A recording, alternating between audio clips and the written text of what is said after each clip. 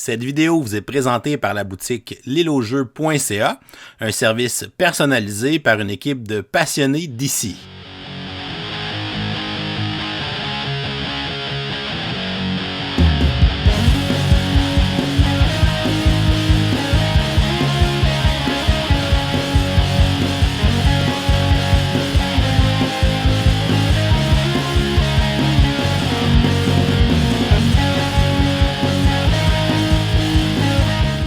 Bonjour chers amis joueurs, ici LP, bienvenue à ce nouvel épisode de Kickstarter sans Ornat dans lequel je te présente la minuscule toute petite boîte de Hagemonia, je sais pas trop comment il se prononce, je pense avoir entendu sur le web Hagemonia.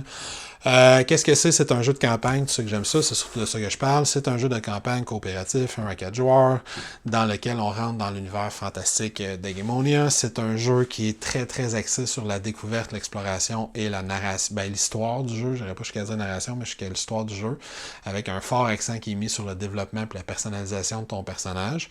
C'est un jeu qui était 8 ou 9e dans mon top 10 des jeux les plus anticipés de l'année. Je l'ai reçu début 2024 et j'ai déjà joué quand même pas mal dans la campagne. Assez, je pense, pour t'en parler. Fait que maintenant, je vais faire comme je le fais habituellement. Tenter de t'expliquer d'une façon relativement claire comment le jeu se joue pour que tu puisses te faire une tête. Je vais ensuite revenir à la fin du vidéo pour te dire ce que j'en pense. Je précise que je sais que les créateurs ils ont dit qu'il y avait une deuxième campagne d'Hagemonia qu'ils vont faire éventuellement. Je ne sais pas quand ils vont la faire, mais je le présente comme ça pour que tu puisses te faire une tête sur le jeu quand ça arrivera. Si ça arrive juste dans 6 mois, je m'en excuse. Je ne pense pas qu'il sera facile à trouver dans les prochaines semaines. Donc, la première chose qu'on va faire, c'est qu'on va aller voir comment fonctionne un scénario. Dans ce scénario, première chose qu'on va faire quand on part un scénario, qui est quand même le cœur du jeu, une fois qu'on va avoir choisi notre scénario, on va commencer par aller installer notre personnage.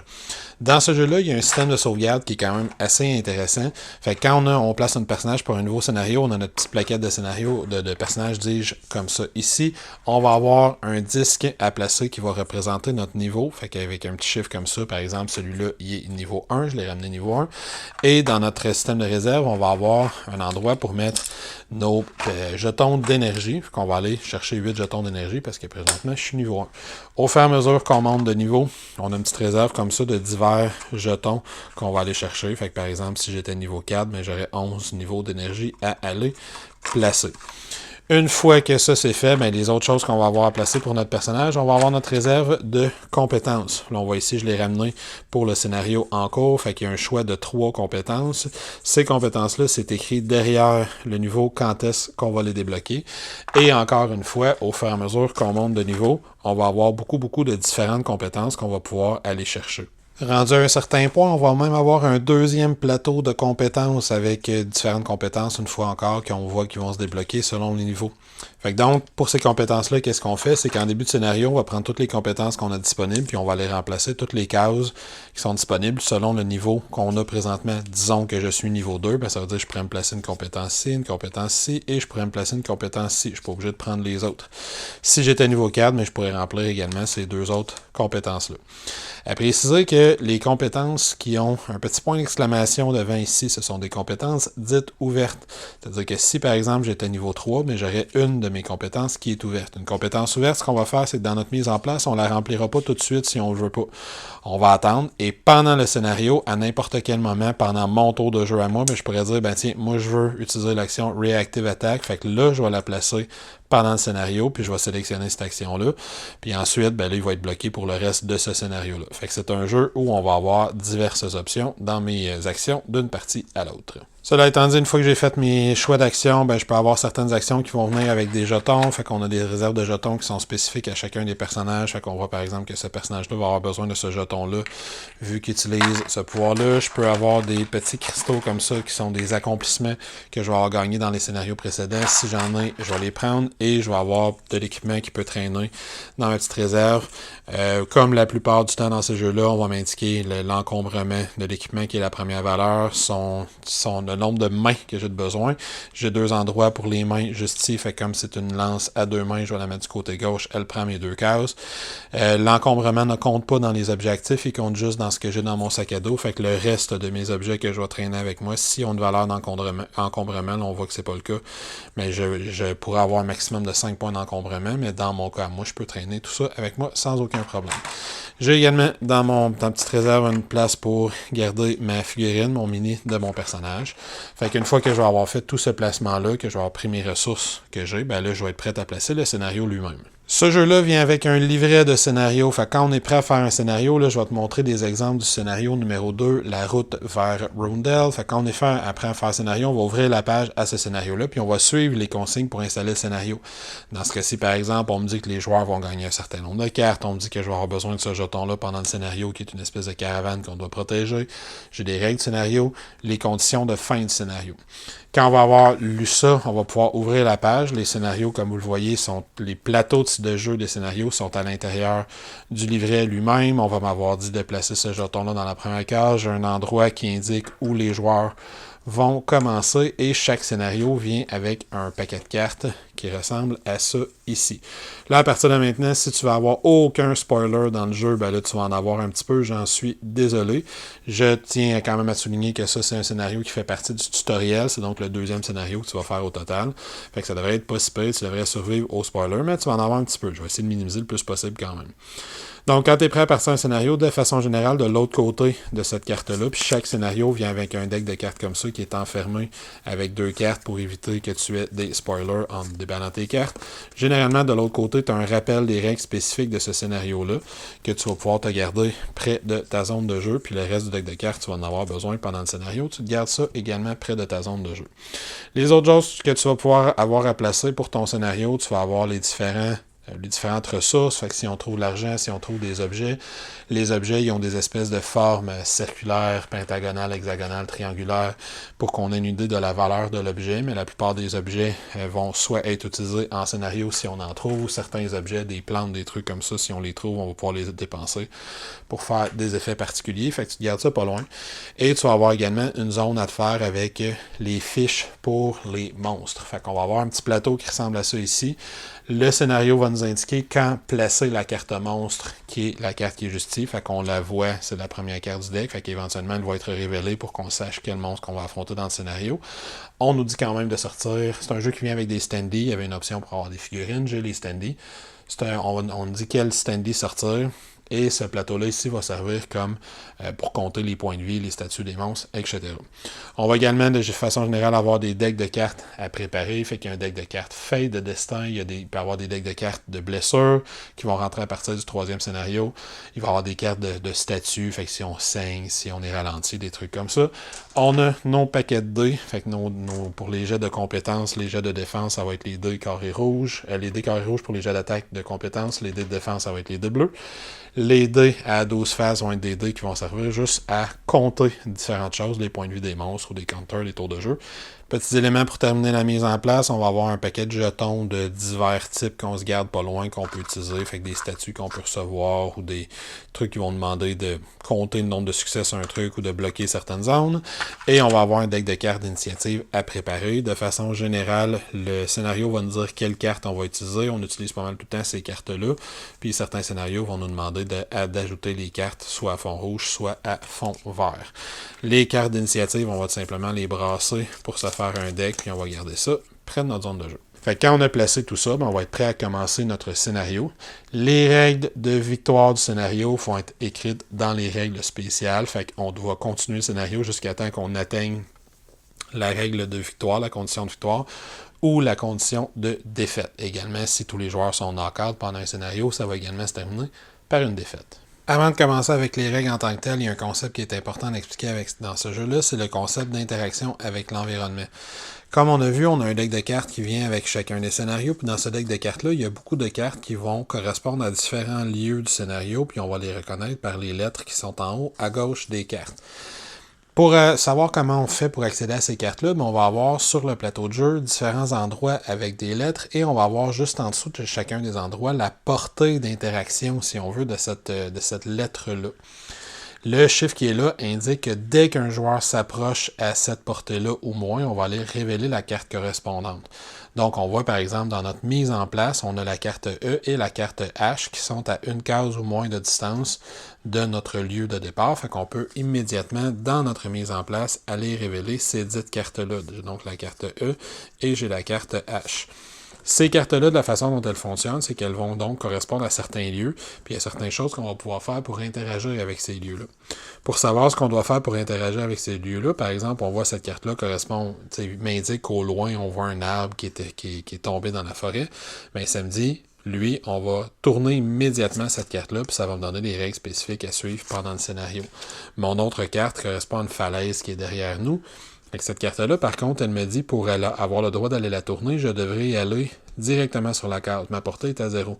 Donc, si quelqu'un dans la partie décide d'y aller, bien, il va pouvoir tourner cette carte-là puis voir comment on peut interagir avec cet environnement-là.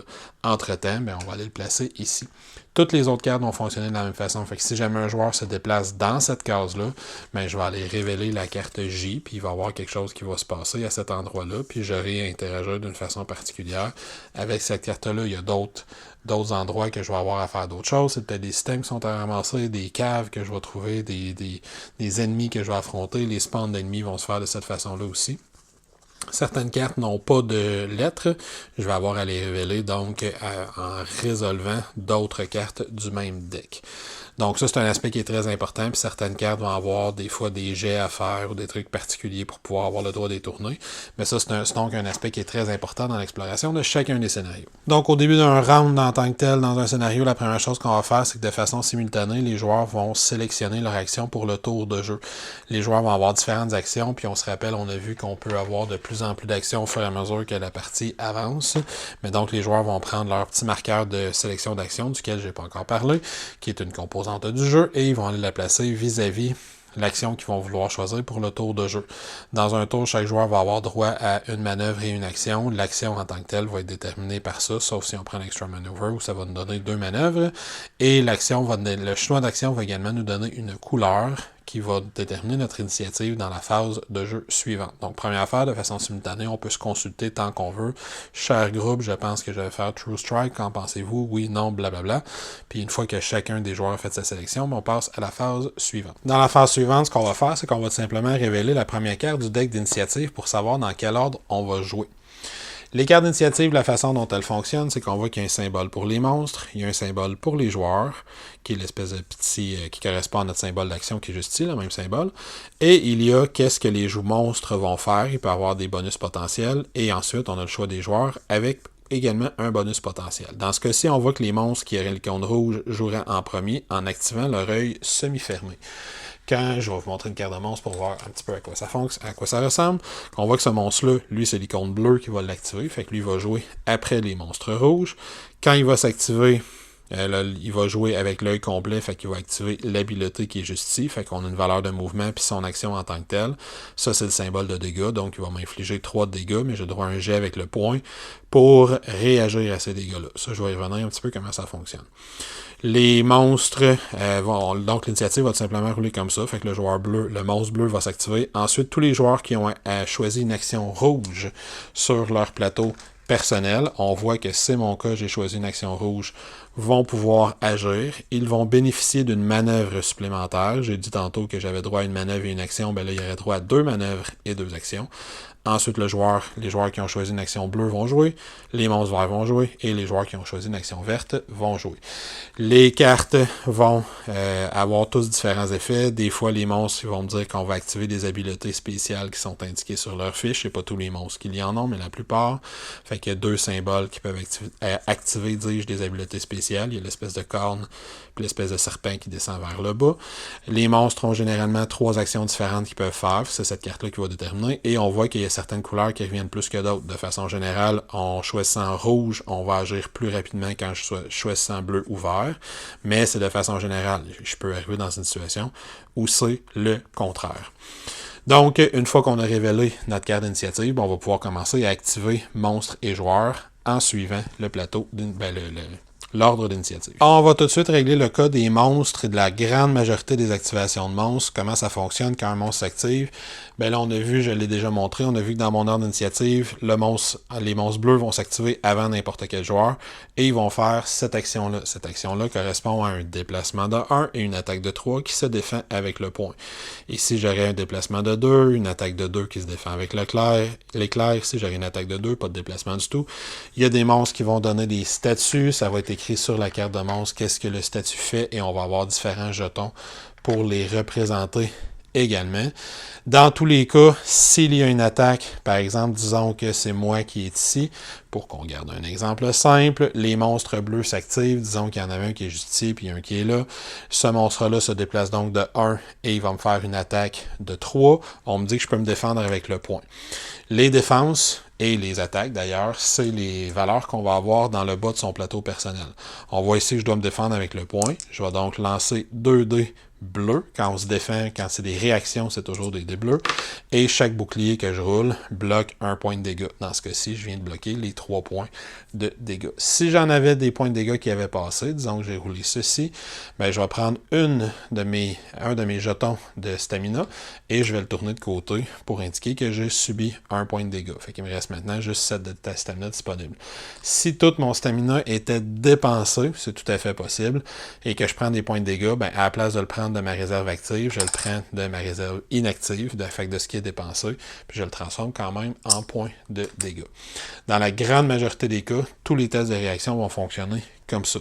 Je précise qu'il peut y avoir d'autres façons d'avoir des tests de réaction, mais les règles sont les mêmes que si un monstre m'attaque. Par exemple, dans ce scénario-là, on me dit que si je passe sur une zone où il y a le symbole de goutte de sang, il y a des espèces de plantes épineuses qui vont me faire mal, et je vais faire un test de réaction, même chose, je vais manger 2 points de dégâts, je me défends avec l'éclair. Fait que si ce personnage-là était juste ici et se déplaçait ici, à cause de la goutte de sang, j'aurais à faire un test de réaction avec l'éclair. Le principe est exactement le même. 2 points de dégâts, mais je les ai bloqués les deux. Donc, je réussis à ne pas avoir de points de dégâts. Sur ce dé-là, il y a également ce symbole-là qui ne veut rien dire en début de scénario, mais éventuellement, on va trouver des items, des effets qui vont me permettre de transformer ce symbole-là en bonus quelconque. Mais dans les premiers scénarios, il fait juste rien quand on roule cela. Fait que ça, c'est pour l'activation des monstres et les réactions de façon générale. Quand ce sont les joueurs qui s'activent, le principe est sensiblement le même, mais les joueurs, eux, vont avoir, comme j'ai déjà dit, une manœuvre et une action qu'ils peuvent faire dans l'ordre de leur choix. L'action qu'ils peuvent faire va dépendre de l'action qu'ils vont avoir choisie en début de scénario. Je précise que l'une des actions, puis c'est quelque chose qu'on va faire souvent dans la campagne, c'est d'avoir une deuxième manœuvre, d'avoir une manœuvre de plus, donc de faire 2 manœuvres. Fait que si on a besoin juste de se déplacer, il n'y a pas de monstre sur le plateau, on veut aller rapidement quelque part, c'est généralement ça qu'on va faire. Fait qu'on va commencer par couvrir la manœuvre elle-même, comment elle fonctionne. La manœuvre elle-même, on a 2 choix de manœuvre. Ben 3 en fait, techniquement. On a une manœuvre de déplacement puis une manœuvre de récupération. La manœuvre de récupération se décompose en 2 manœuvres différentes qui sont récupérer soit de la stamina ou se soigner. Chaque joueur va avoir une valeur différente dans ces valeurs-là. Ça ne sera pas pareil pour tout le monde. C'est la même chose ici. Commençons par le mouvement. Disons que je suis ici, puis disons que les monstres sont très très loin. Dans le mouvement, ben, on voit que ce personnage-là, quand je fais ma manœuvre de mouvement, j'ai droit à un déplacement de 2, et je peux, si je veux, dépenser 1 de stamina pour avoir un déplacement de 3 à la place. À préciser que je dois prendre la décision de dépenser du stamina avant de commencer à me déplacer. Disons que je le fais, mais je vais dépenser 1 de stamina. Fait que comme on l'a vu précédemment, ça veut juste dire que je me fais une petite réserve à côté, puis je le dépense. Je ne suis pas blessé, et évidemment, je ne peux pas le faire si mon stamina il est déjà tout dépensé.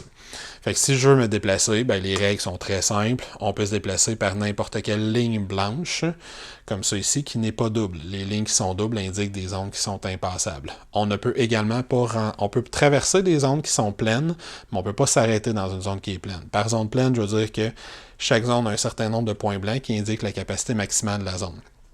Fait que si par exemple ces 2 joueurs-là étaient là, ben la zone est à 2.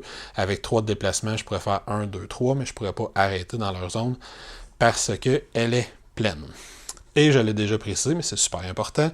Dès qu'on s'approche, qu'on rentre dans la zone d'activation d'un événement quelconque, on va aller révéler cette carte-là. On interrompt ce qu'on est en train de faire, puis on va aller le révéler. Fait que si par exemple, avec mon premier point de déplacement, j'allais là, ben, on voit que je rentre dans la zone d'activation de la zone F.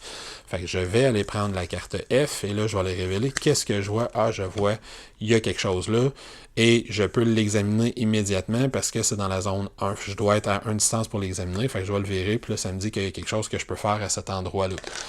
Et cette chose-là, ben, c'est des tests d'action. Ça, je vais y revenir dans quelques instants. Disons qu'avec mon deuxième point de déplacement, je vais là. Ben, je vois maintenant que je suis dans la zone d'activation de la carte A. Fait que je vais aller lire la carte A, je la révèle. Je peux aller la mettre juste à côté parce qu'on voit que elle, pour aller continuer à interagir avec cette carte-là, je devrais rentrer dans la zone. La portée d'activation est à 0. Fait que je ne la révèle pas tout de suite. Et peut-être qu'avec mon troisième point de déplacement, je vais aller là, il n'y a pas d'importance. On a déjà vu que si je rentre dans certaines zones, des fois, j'ai des icônes qui vont activer des effets sur des cartes d'aventure qui sont déjà mises en jeu. Le déplacement va fonctionner pas mal comme ça. Les autres choses rapidement à dire sur le déplacement, il y a certaines zones, ce petit symbole-là indique des différences de hauteur. Comme le symbole est de ce côté-là, ben ça veut dire que cette zone-là est plus haute que cette zone-là. Fait que c'est comme si on passait à l'intérieur d'une falaise. On peut sauter en bas et prendre des dégâts. Fait que si je suis en haut, je peux sauter en bas puis je vais prendre des dégâts de réaction. Par contre, on ne peut pas passer de bas en haut, dis-je, sans avoir des items spéciaux. Dans ce cas-ci, on commence le scénario avec de la corde, un grappin puis de la corde. Fait qu'on a le droit de l'utiliser pour faire un test, pour essayer de grimper en haut. Mais de base, on ne peut pas changer de hauteur d'une zone à l'autre sans avoir de l'équipement spécial. À la place de me déplacer, comme je l'ai déjà dit, je peux faire une action de récupération. Une action de récupération, c'est fort simple. Disons que plus tard dans la partie, je suis comme ça, j'ai subi quelques dégâts, j'ai dépensé plusieurs jets de stamina déjà. Je dis, ben j'ai pris cette action-là. Avant de faire l'action, ben je fais ma manœuvre. Avec ma manœuvre, je pourrais me soigner de trop, récupérer 2. Fait que si je récupère 2, je fais tout simplement les ramener.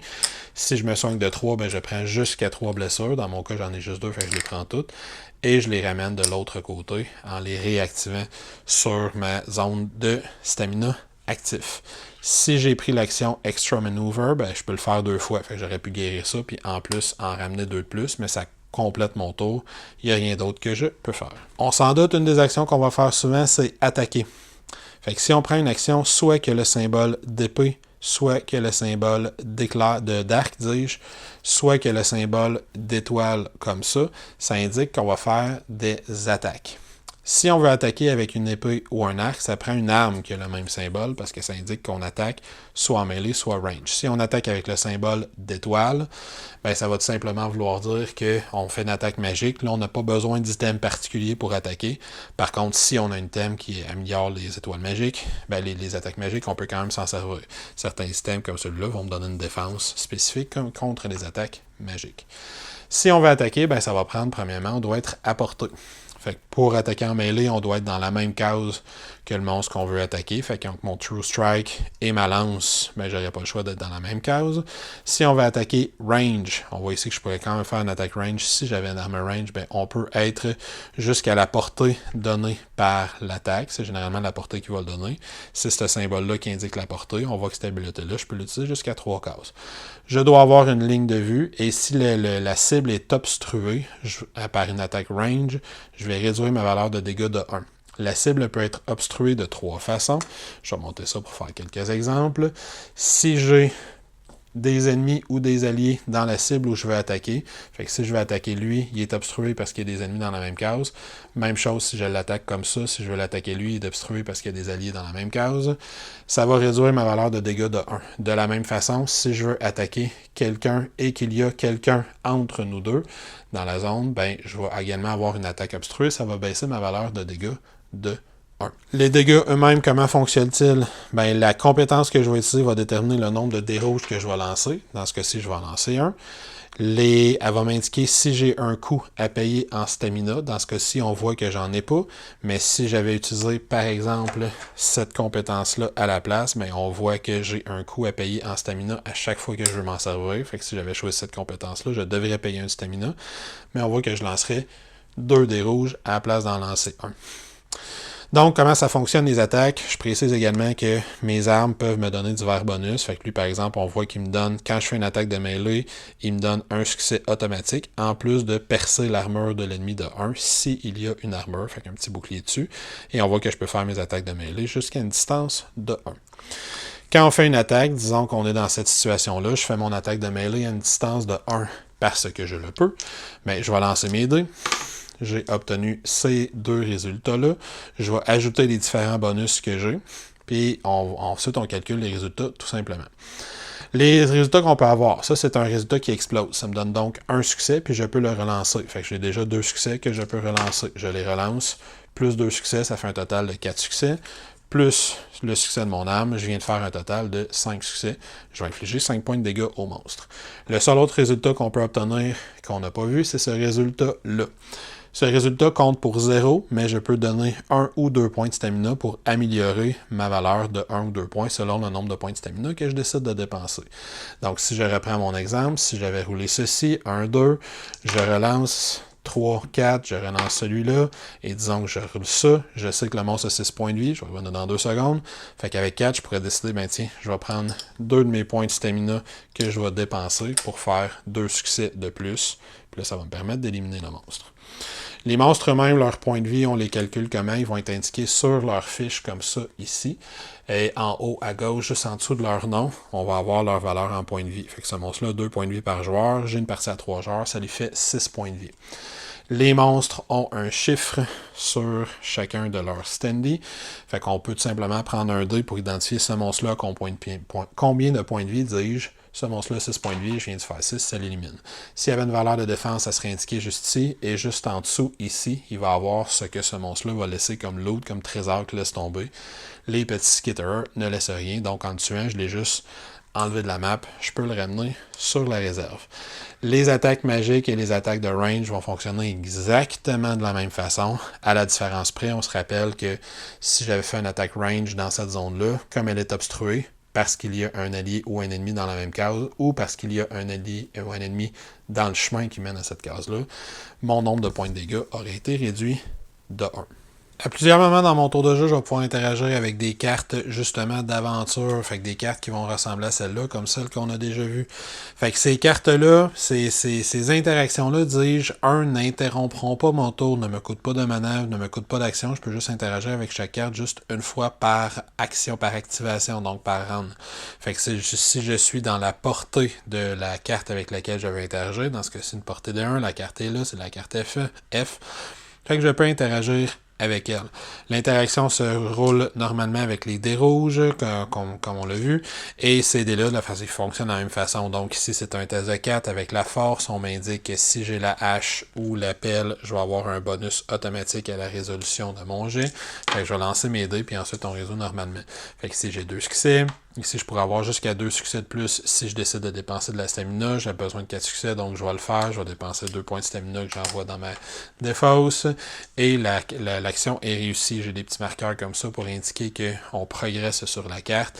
Et les cartes vont toutes avoir différents effets selon le scénario qu'on est en train de faire. Dans ce cas-ci, on va affaiblir le tronc, fait que ça va être plus facile d'interagir avec la carte G plus tard, des trucs comme ça. Donc, ces cartes-là vont avoir un million d'effets différents selon le scénario qu'on est en train de faire, selon ce qu'on recherche, selon les jets qu'on va avoir. Et ça fonctionne ultimement comme les jets d'attaque. Fait que dans ce cas-ci, soit dit en passant, j'ai pris 2 parce que mon personnage a 2 en points. Fait qu'on va aller prendre nos valeurs personnelles. C'est à ça qu'ils vont servir principalement. Et on va progresser. Ça va être l'une des façons principales qu'on va progresser dans les aventures, c'est d'interagir avec ces cartes-là, de faire ces différents tests-là pour détruire des portes, ouvrir des choses, trouver des passages secrets, etc. Je précise que si je ne veux pas faire mon action, disons que j'ai pris cette action-là et finalement mes alliés ont joué avant moi, ils les ont tués les monstres qui restaient, fait que mon True Strike me sert à rien, je veux pas le faire dans le vide, mais on voit que sur le jeton en tant que tel, on me dit à la place de faire ton action, j'ai toujours le droit de faire un déplacement de 1 et un recover de 1. Fait que je pourrais dire, bon ben tiens, je préfère ne pas faire cette action-là, fait que je vais me déplacer en allant là, disons, et je vais récupérer l'un de mes jetons de stamina, mais cette action-là, je ne la fais pas. Quand un round se termine, donc on le dernier joueur a joué, ben on va tout simplement prendre une carte du deck Fate et on va la tourner et on va commencer à se faire une défausse de carte Fate. Dans certains scénarios, c'est juste pour compter le nombre de tours de jeu. Fait qu'à la fin, on va nous dire, par exemple, dans celui-là, c'est un bon exemple, on va nous dire est-ce que tu as réussi à faire traverser la petite caravane jusqu'au bout en 10 tours de jeu ou moins. Fait que tu as un petit compteur comme ça, on se sert de ces cartes-là pour le compter. Dans d'autres scénarios, on va te demander de faire un chronomètre ou un décompte plutôt avec ces cartes-là. On va te donner une valeur, disons 12, à toutes les 12, il se passe quelque chose. Fait qu'au deuxième tour, on va racheter cette carte-là, je me rends à 6, les cartes vont de 1 à 5, ensuite je monte à 8, ensuite je monte à 11, et là donc, au prochain tour, je monte à 14, fait que l'effet méchant, l'effet quelconque, se passerait au 5e tour de jeu.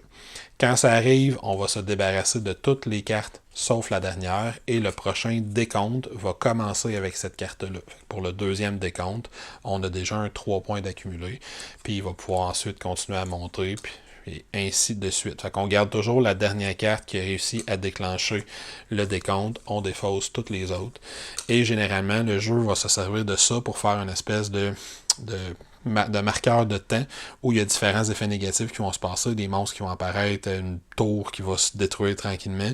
Si on progresse trop dans ce marqueur de temps-là avant d'avoir réussi notre partie, ben là, il peut y avoir une condition de défaite qui est atteinte. D'autres petits détails en rafale pour finaliser la phase de scénario en tant que telle. Quand des monstres doivent attaquer, s'ils ont le choix entre plusieurs cibles, ils vont aller vers la plus proche. Fait que dans ce cas-ci, ils se déplaceraient vers le personnage qui est là. Et si les cibles se trouvent à la même distance, ben chaque joueur va avoir une valeur de taunt qui est juste ici. Ils vont aller vers le joueur qui a la valeur de taunt la plus haute.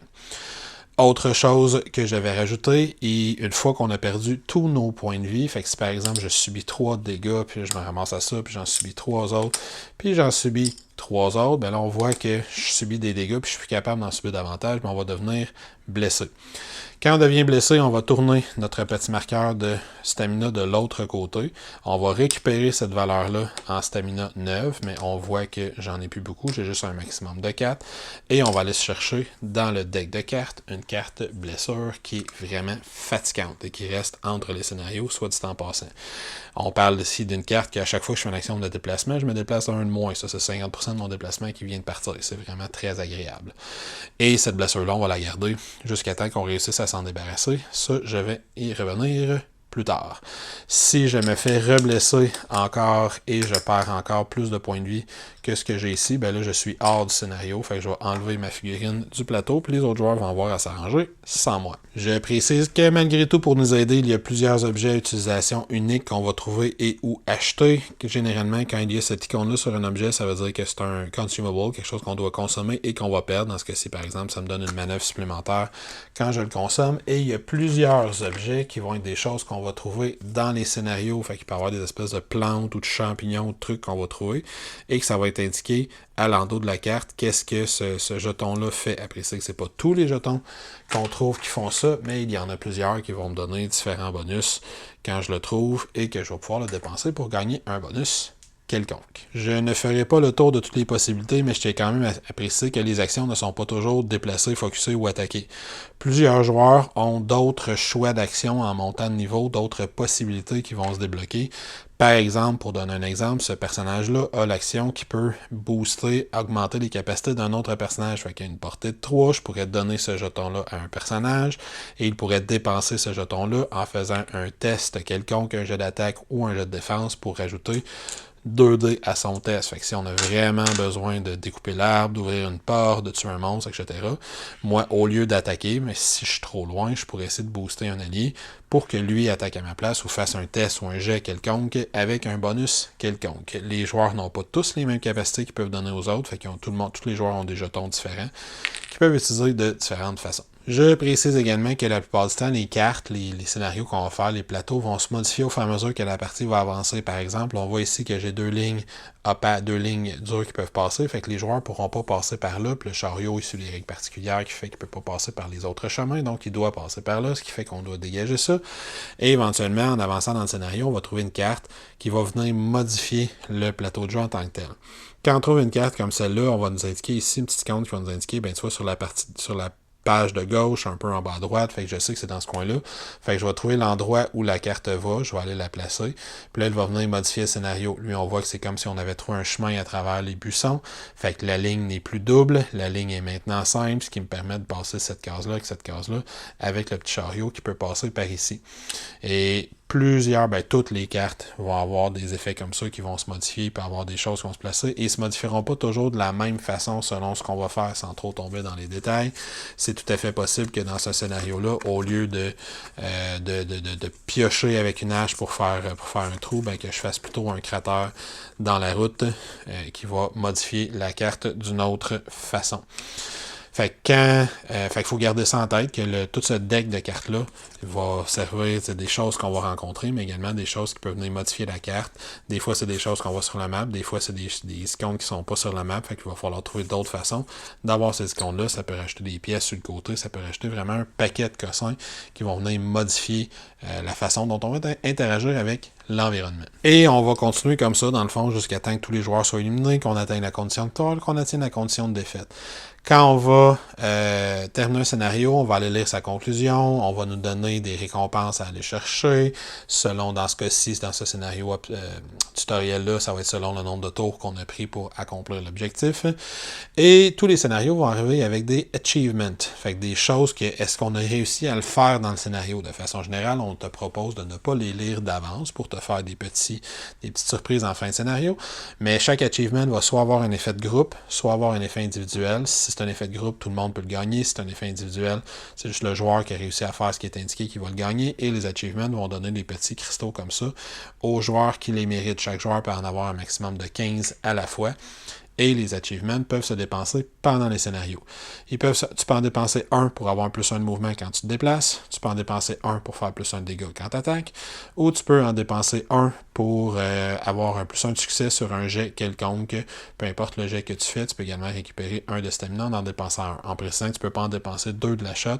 Tu peux les dépenser juste un à la fois, un sur un jet quelconque. Quand ton scénario est terminé, tu peux refermer le livret de scénario. Tu t'en vas maintenant dans ta phase de ville. Tu vas avoir besoin de ton plateau Rondell. Au début de la phase de ville, ton petit marqueur, tu vas le placer dans l'espèce d'endroit qui indique que tu n'as nulle part pour aller dormir. Et ensuite, tu vas aller chercher les 2 livrets dont tu vas avoir besoin. Tu vas avoir besoin de ton livret de campagne et tu vas avoir besoin de ton livret d'histoire. Dans ton livret de campagne, la première fois que tu vas y aller, après avoir fait le tutoriel, la première fois que tu vas aller en ville, c'est après ta 3e partie, on va te demander de placer les decks d'événements. Les decks d'événements, tu en as un de ville, tu en as un de monde. Dans les decks d'événements, tu vas les virer à l'envers, puis tu vas aller chercher les cartes jusqu'à 22, puis tu vas rajouter certains numéros de cartes selon les joueurs qui sont actifs dans la partie. Et tu vas donc pouvoir placer ça pour être prête pour ta phase de ville. La phase de ville, la façon qu'elle fonctionne. Tu vas commencer par aller voir le numéro selon le level que tu es. Là, au début, on est level 1. Fait qu'on va aller lire cette petite partie narrative-là et on va avoir accès à ces bâtiments-là. Tu peux aller voir autant de bâtiments que tu veux, tant que tu as les ressources pour faire ce que tu veux dans les bâtiments. Fait que quand tu vas dans un bâtiment, disons par exemple que je vais au Round Market, mais je vais aller lire ce truc-là, je peux gagner ces choses-là, ça c'est le symbole de dollar, fait que je peux dépenser 2 pièces pour avoir ça, 3 pièces pour avoir ça, qui sont justement des jetons circulaires que je peux utiliser pendant les parties. Et je vais avoir un petit peu de narration à lire. Parfois, je peux en profiter, c'est là que je vais pouvoir acheter l'équipement. Des fois, on va me dire, si j'ai tel mot-clé, va lire ceci. Quand j'ai un petit 3 bleu, ça veut dire, va dans le storybook et va lire quelque chose. Fait que là, dans mon cas, il faudrait que j'aille lire l'entrée 195 qui va me donner des bonus, des malus, me faire découvrir des nouvelles cartes, etc., etc.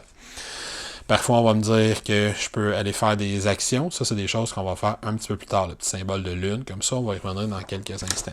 Et parfois, on va même me dire que ça va t'ouvrir de nouveaux scénarios. Quand tu ouvres de nouveaux scénarios, tu vas aller chercher des cartes qu'on te donne. Ça, c'est le premier scénario que tu vas débloquer après avoir fait ton tutoriel. En plus des scénarios potentiellement que tu peux débloquer dans le livret. Puis on va t'indiquer comment faire pour accéder à ce scénario-là. Ça, je vais y revenir à la fin de la phase de ville. Pour l'instant, quand tu débloques des scénarios, rappelle-toi que tu vas chercher une carte dans ton gros deck de cartes scénario et tu rajoutes ça à ta réserve commune pour tous les joueurs. À ce moment-là, pendant que tu fais ça, tu peux également vendre tes trucs que tu as. Fait que si tu as des équipements, tu peux les vendre au prix qui est indiqué juste ici. Ça va généralement coûter plus cher que ça, les racheter, ou ça va être difficile à revoir. Et si tu as trouvé de l'équipement spécial pendant des scénarios, tu peux également les vendre. Là, ils ont fait un système que j'aime beaucoup parce qu'ils ont gardé ça simple. Ça ici, c'est les différents types de jetons d'items que tu peux trouver pendant les parties. Et ça, c'est la monnaie qu'il y a dans le jeu. Si tu vends quelque chose, tu le vends à la même valeur que le même dollar, la même forme que ça a. Fait que si je vends ça, je le vends une pièce. Si je vends n'importe quoi là-dedans, c'est 3. N'importe quoi là-dedans, c'est 5. Si je vends, par exemple, cet item-là que j'ai trouvé, il va me rapporter 10$. Parce qu'il a la même forme que le 10$. Fait que ça, tu peux le faire autant de fois que tu veux. C'est aussi à ce moment-là que tu vas faire ton level up. Fait que tu vas monter de niveau si tu as assez d'expérience. Ton expérience dans ce jeu-là, c'est très simple. Ça prend 2 d'expérience pour monter au level 2, 3 au level 3, 4 au level 4, ainsi de suite, en retombant toujours à 0 entre les niveaux. Et c'est écrit sur tes plateaux de jeu qu'est-ce que tu débloques littéralement. Là. Fait qu'ici, par exemple, si on le débloquait après Road to Rundell, une fois qu'on a notre 2e plateau d'action, c'est écrit sur chaque action, sur chaque niveau, quand est-ce qu'on débloque l'accès à cette action-là. Et dans nos actions personnelles, C'est écrit littéralement, encore une fois, derrière chaque action, quand est-ce qu'on la débloque. À partir du niveau 2, tu vas choisir une spécialité à ton personnage. Fait qu'on voit que, par exemple, ce personnage-là peut devenir Eox Hunter ou peut devenir un Blade Master. Ça va se barrer, ça. Mais à partir du moment que je suis Blade Master, à tous les niveaux, je vais débloquer une nouvelle compétence de Blade Master. Donc, dans la phase de ville, une fois que tu as interagi avec tous les lieux que tu veux interagir, que tu as été chercher des cartes, vendre, acheter du stock, etc., tu vas aller dans ton deck d'action de ville, d'événements de ville, et tu vas révéler une carte. Encore une fois, là, je vais t'ignorer le texte, passer rapidement, mais tu vas avoir des trucs à faire, des choix à faire, ça peut être positif, ça peut être négatif, tu peux avoir des affaires qui dépendent de ton niveau, des affaires à aller lire dans le livre d'histoire, ça peut te donner de l'accès à de l'équipement que tu n'avais pas encore, des nouveaux systèmes. Tu peux être moral ou immoral, tu peux être gentil ou méchant dans les choix que tu fais. C'est pas un jeu qui va te prendre par la main au choix dans ta narration en tant que tel. Fait que tu vas faire ton choix de l'événement de ville. Par rapport à l'action de ville, à l'événement de ville que tu as fait. Une fois que c'est fait, chaque joueur va avoir 2 actions à passer, et là, c'est là qu'il y a ces petits icônes-là. Fait que chaque joueur peut faire 2 des trucs qui sont accessibles selon le niveau qu'on a. Fait que je pourrais aller prendre cette action-là pour faire 2 sous, cette action-là pour faire ceci. Je pourrais aller prendre l'action qui est ici, par exemple, pour me défausser une de mes cartes Injury. Fait que là, si je veux, à ma prochaine bataille, être capable de marcher normalement, je pourrais aller là, puis soit prendre une action, soit dépenser 3 sous. Puis ainsi de suite. Fait que tu peux prendre les différentes actions qui sont disponibles. Plus on monte de niveau, là, encore une fois, je ne veux pas trop t'en révéler, mais tu es rendu au niveau 2, on voit ici que je vais débloquer 5 nouveaux bâtiments. Dans chacun des bâtiments, dans le marché, par exemple, je vais avoir du nouvel équipement qui va être débloqué, et on me l'indique toujours très clairement. Là, on me dit ces 3 items-là dans le marché au niveau 2 sont nouveaux. Fait que c'est la première fois que tu les vois. Puis rendu au niveau 2, je vais également pouvoir aller prendre des actions pour développer des professions à mon personnage. Si je débloque une profession à mon personnage, par exemple, si je pourrais prendre son action, payer 5 sous et ensuite aller chercher la profession d'alchimie, fait qu'il y a différentes professions comme on peut le voir dans le jeu, ça va me donner encore une fois accès à différentes affaires que je peux faire entre les scénarios, fait qu'on se doute que l'alchimie, je vais pouvoir commencer à faire des trucs avec les plantes, je vais commencer à avoir accès à des items spéciaux que juste moi qui va pouvoir construire, et là il y en a un paquet. Je précise quand même que chaque joueur peut juste avoir une profession à la fois. Chaque profession peut être prise juste une fois. Fait que c'est moi le chimiste du groupe, il y a juste moi qui va pouvoir le faire. Et je ne deviendrai jamais, par exemple, l'enchanteur ou l'expert en toxicologie. Je précise également qu'il y a beaucoup des actions qu'on va faire qui vont interagir avec les différentes factions qu'il y a en ville. Là, il y a un système de collants que j'utilise pas parce que je suis pas super à l'aise de coller des affaires sur le plateau. Mais on a un système de factions dans lequel il y a 10 factions qui sont en opposition puis qui sont dans les 5 espèces de sphères importantes sociales de la ville. Fait que la politique, la philosophie, la noblesse, les bandits, le crime puis la foi. Et on va pouvoir faire différentes actions qui vont nous faire monter en faveur avec ces différentes factions-là. Il y a différents événements qui vont avoir rapport, c'est la ville en tant que telle. Fait que des fois, on va se déplacer là-dedans, puis on va toujours se servir de ce petit marqueur-là pour se déplacer tout simplement d'un lieu à l'autre. Et donc, ces petites factions-là, ce qu'il n'y a pas grand-chose à dire, on va l'apprendre au fur et à mesure que ça débloque, fait que j'ai pas grand-chose à dire en explication. Peut-être à part pour dire que quand on atteint certains marqueurs, on va aller lire des affaires particulières, qu'on ne pourra pas devenir un allié d'une faction et une alliée de sa faction opposée. Quand on arrive à un certain stade, on bloque la faction qui est opposée, on ne pourra plus être chummy avec cette faction-là. Et les factions vont nous donner différents bonus qui sont indiqués juste en dessous. Si on est assez haut avec cette faction-là, fait qu'on comprendra que dans un seul playthrough, c'est impossible d'être allié avec les 10 factions comme elles sont en opposition les unes avec les autres. Finalement, quand tout le monde est prêt, on peut choisir le scénario qu'on veut faire. Il y a beaucoup de types de scénarios. Il y a des scénarios de type arena, des scénarios optionnels, des scénarios de l'histoire principale. Rapidement, si j'ai cette icône-là, ça veut dire que c'est un scénario qui va me donner un point d'expérience dans ce cas-ci. J'ai également des scénarios qui ont cette icône-là qui indique qu'on n'enlève pas ce scénario-là une fois que le scénario est fait, ce qui me donne la possibilité de le refaire. J'ai des scénarios qui ont cette icône-là qui sont des scénarios arena. C'est également des scénarios optionnels qu'on peut refaire. Ces scénarios-là, je peux pas en faire 2 d'affilée par contre. Fait que si j'ai fait Zloyan Menace, je peux pas refaire Zloyan Menace tout de suite avant d'avoir fait un autre scénario. Dans tous les cas, une fois qu'on a choisi le scénario qu'on veut faire, on va simplement suivre les étapes de Journey. Fait que lui, il me dit tout simplement, va lire la partie narrative qui mène à ce scénario-là et ensuite joue le scénario. Certains autres scénarios, quand on va les regarder, vont me donner davantage d'étapes à suivre. Certains vont me demander de piger une carte de monde, fait que du deuxième deck de cartes que j'ai préparé avant d'entamer le scénario. Dans tous les cas, une fois qu'on a suivi toutes les étapes Journey, ben on va aller tout simplement ouvrir le livret de scénario au scénario qui est demandé. Dans mon cas, moi, je suis en train d'installer le scénario numéro 6 et on recommence comme j'ai fait au tout début de cette vidéo. Ça veut dire qu'on fait la mise en place, on va suivre les instructions de mise en place qui sont juste ici, on va m'indiquer si j'ai des jetons spéciaux à aller chercher, on va m'indiquer c'est quoi les conditions des fêtes, je vais aller chercher le deck de cartes qui est spécifique à ce scénario-là, les joueurs vont commencer à l'endroit Start et on part pour ce scénario-là. Et il va m'expliquer les cartes fate, lesquelles j'ai besoin d'utiliser, est-ce que je rajoute des cartes spéciales pour des initiatives, etc. Si je réussis le scénario, ben, je vais pouvoir aller gagner un point d'expérience. Et généralement, là, on va aller lire des affaires dans le livre d'histoire beaucoup, une fois qu'on a fini les scénarios de base, puis qu'on embarque les scénarios tutoriels, puis qu'on embarque dans les scénarios plus avancés. Alors voilà, c'était les règles d'Agemonia, ce jeu avec beaucoup de mauve, même moi je trouve qu'il y en a un peu beaucoup. Donc, qu'est-ce que j'ai pensé du jeu? Si je commence d'abord et avant tout par les composantes, comme d'habitude, c'est un jeu qui est vraiment intéressant au niveau des composantes. La qualité des cartes est bonne.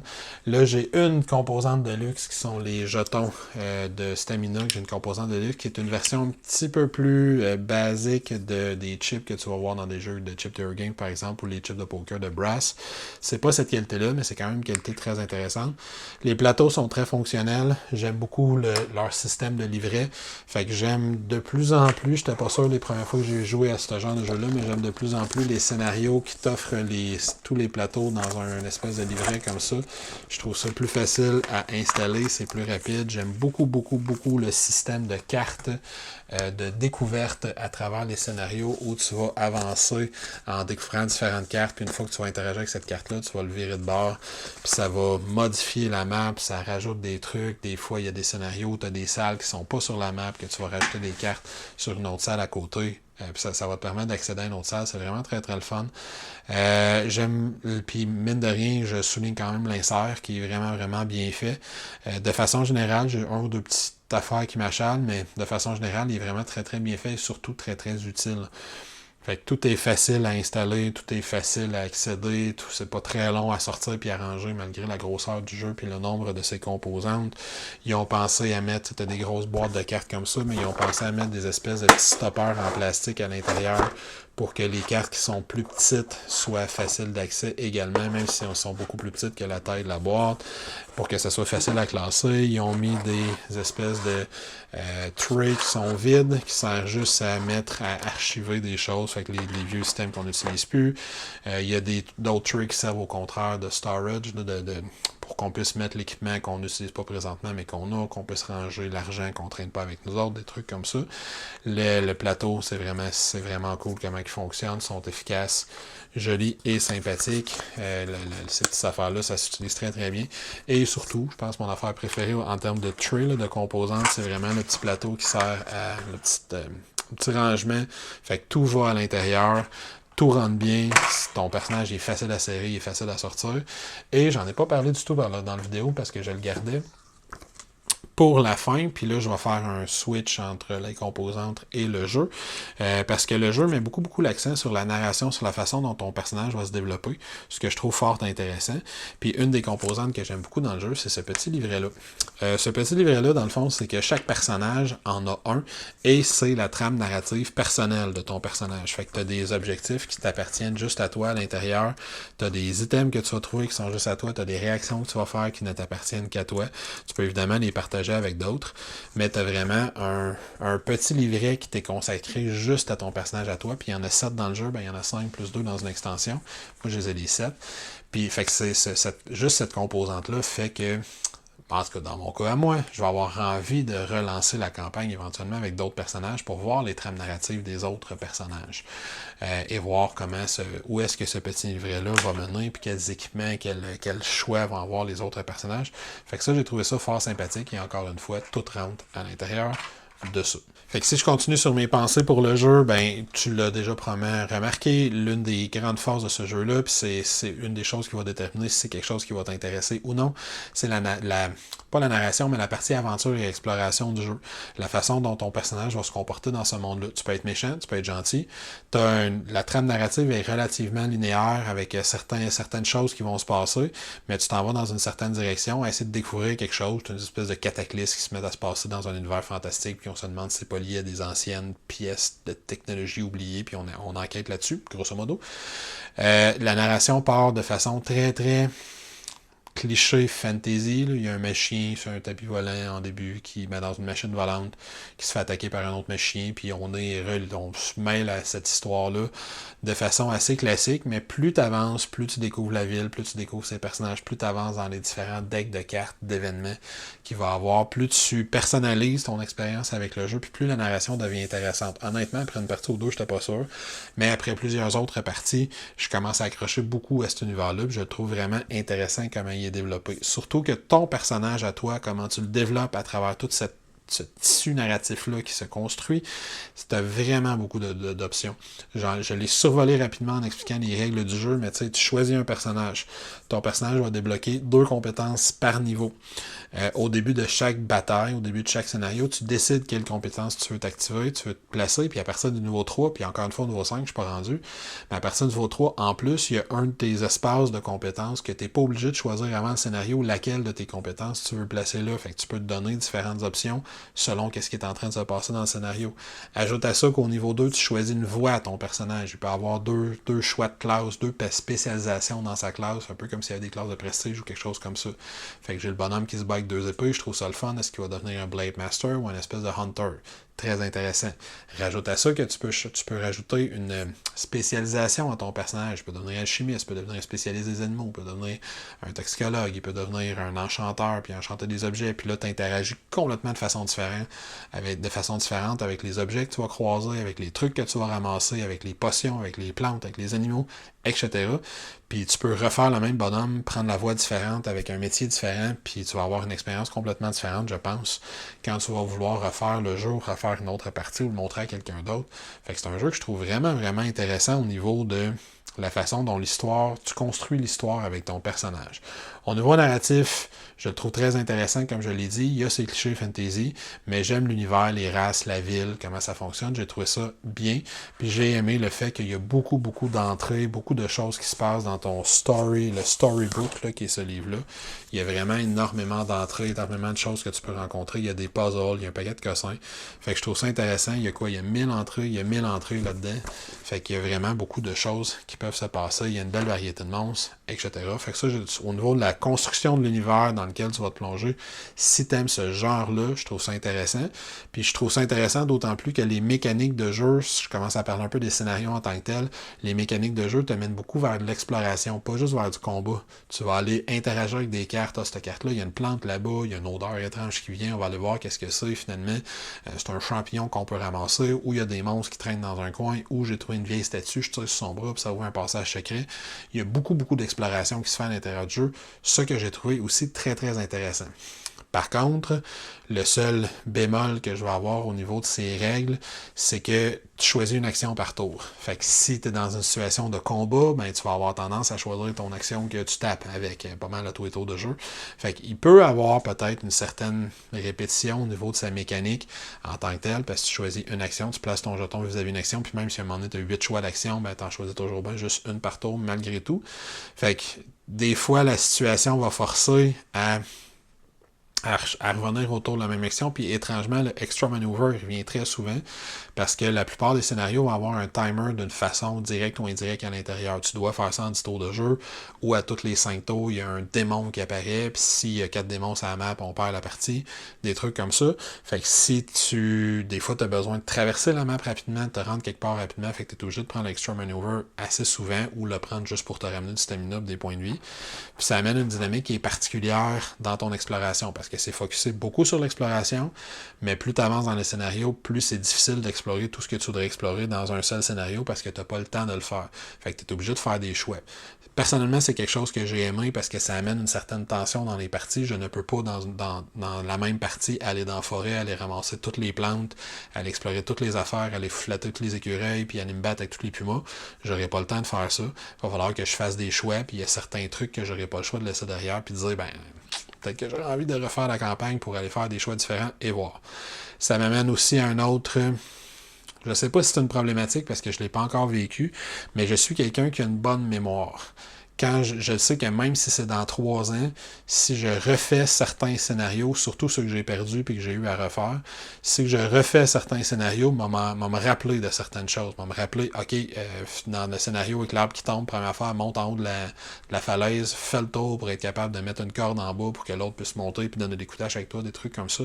Fait il y a certaines affaires que je vais me rappeler. Dans le 3e scénario, j'ai les gagné de très très de justesse, puis je sais que la prochaine fois que je vais le faire, si je le refais un jour, je le ferai pas de la même façon. Je vais prendre un chemin qui est différent, je vais faire quelque chose que j'avais décidé de pas faire dans le premier scénario. Fait que c'est quelqu'un qui n'a pas nécessairement de bonne mémoire, ou en tout cas bref, qui se rappelle pas ce genre de détails-là, ça sera pas un problème au niveau de la rejouabilité. Mais je pense que ça peut être un enjeu si tu es quelqu'un comme moi qui aime faire les campagnes plusieurs fois du même jeu. Ça peut être un enjeu, certains scénarios s'apprennent parce que mon deck de cartes, quand même, reste fixe. Mon deck de cartes qui correspond au scénario. Fait que je sais que la lance sacrée est là. Je sais que si je vais là, je réveille un monstre que j'aurais pas eu besoin de me battre avec, fait que je me battrai pas. Ou à l'inverse, je sais que si je l'ai pas réveillé en fin de scénario, il va se réveiller tout seul, fait que je suis tout seul à le battre tout de suite avant que le timer parte, des trucs comme ça. Donc pour terminer, Hegemonia, c'est un jeu que j'ai trouvé hyper intéressant au niveau de la construction de ton personnage, comment il va évoluer à travers le temps. J'ai trouvé que c'est un jeu qui s'installait bien, qui se serrait bien malgré la taille de la boîte et le nombre de composantes qu'il y a dans le jeu grâce à un système ingénieux d'insert à l'intérieur du jeu. J'ai trouvé que c'était un jeu qui avait des très belles composantes, très efficace, que c'était le fun de manipuler tout ce qu'il y a.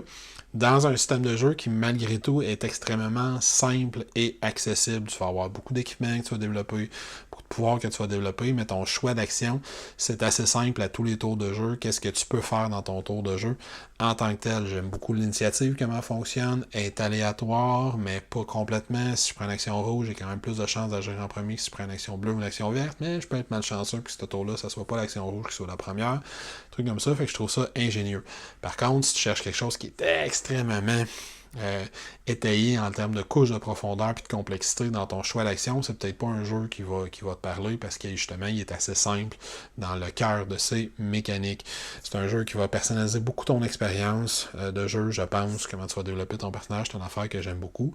C'est un jeu qui aura peut-être pas la meilleure rejouabilité du monde si t'es quelqu'un qui aime faire les campagnes plusieurs fois parce que, encore une fois, je l'ai dit il y a 1 minute et demie à peu près, tu peux apprendre les scénarios, mais fait que c'est un jeu que t'auras peut-être pas un fun noir à rejouer, mais quand même, je pense que je vais vouloir refaire la campagne au moins une 2e fois pour essayer différents personnages. Parce que j'aime vraiment beaucoup l'aspect que ton expérience est unique pour ton personnage puis que tu vas développer ton personnage comme bon te semble avec différents choix de pouvoir, d'activité, d'habileté, de profession, etc.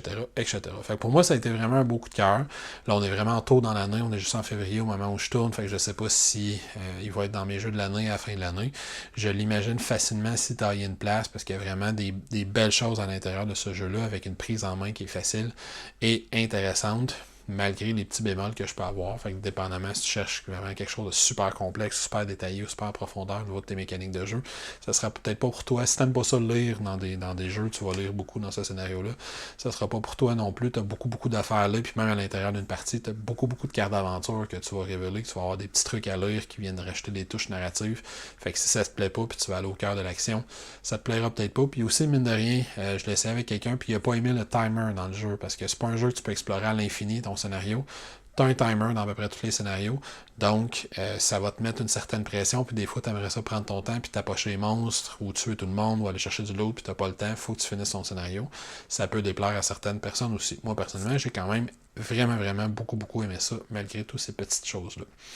Sur ce, je vais te souhaiter une excellente fin de journée. Si ce n'est pas encore fait, je t'invite à venir t'abonner à notre chaîne YouTube. Viens également nous visiter sur Facebook, Instagram et pourquoi pas venir nous supporter sur Patreon pour que l'on puisse tenter de continuer à te fournir du matériel que l'on espère être de très bonne qualité. Sur ce, ciao, à la prochaine. Fais attention à toi.